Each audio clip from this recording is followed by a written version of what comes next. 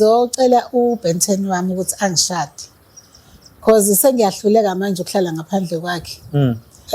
Ngifuna nje ukubona nanokwazi ukuthi phambi kwehlwele zonke ungithanda ngeqiniso noma uyangiuza yini. Unangaki iminyaka uBenten unangaki iminyaka? Mina ngina 44. Umuntu wami una 24. Yebo. Lalela ke ngicela nje ukuthi ngikwazise ukuthi ngifuna sishade manje. Ngifuna sishade manje. Hawu.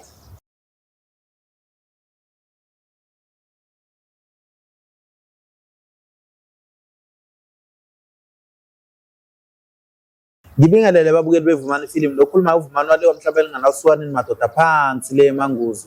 Kodwa ke asikho lapho kuthiwe kakhubalo nibiwe egcekeni. Noma ngabe kuplani khona. Siyanithanda nonke indawo ngeendawo ngeke nginiqede ngiyanibona siyanibona lapho ama comment siyawabona futhi siyawathanda. Nani siyanithanda kakhulu.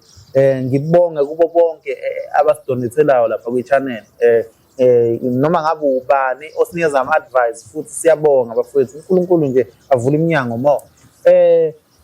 Mawami namhlanje uzotshela ababukeli ukuthi yini ekubeka la kwivumani film again manje. Balaleli bevumani film ngizocela uBenten wami ukuthi angishade.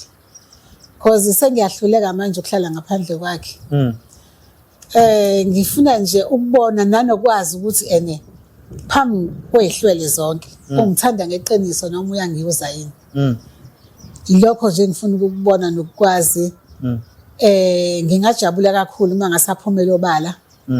Avume ukuthi uyangithanda futhi ufuna sishade naye. Akanandaba nokuthi uma wakhe uzothini. If uma wakhe emgxosha ngizomthatha mina ngihlale naye. Anginankinga. Yena akangabi nenkinga nemali nje okunye nokuningi ke sokuhlela mase sihleli ndawonye. Mhlawumbe ukulandisa umbukeli khona uqala ukuyibuka le episode le. Unangaki iminyaka uBenten unangaki iminyaka? Mina ngina 44. Umuntu wami una 24. So nje ngiyamthanda kakhulu uyangithanda futhi into engiyithanda kuyena ukuthi uyangilalela futhi uyangihlonipha. Yonke into engikhuluma naye uyenza njengoba kade ngisho. Ungathini la kubabukeli ababukeli baye bakubonile lapha enkundleni zokuxhumana kuke wasumsindo baphika ukuthi wena una 44. Hayi iqiniso nje ilelo.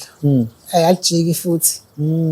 Alijiki ikona nje ukuthi ayishem umuntu wami ngiyamthanda kakhulu sengiyahlule ukuhlala ngaphandle kwakhe. Ingakho nje ngize la kwivumani film ngizomcela phambi kwehlwele ukuthi ngicela angishade. Okay. Ngoba ngaphandle kwakhe angilutho. Manje sinjani isimo phakathi kwakho noma wakhe naye after umtshelile uma wakhe kwenzakalani niyaqhubeka ni right? No uma wakhe utense kule insuku. Akekho right. Akekho right nje noma ngithi ngiyazama ukumkhulumisa hayi akaseyena lo mngani wami lo wakweqiniso lo.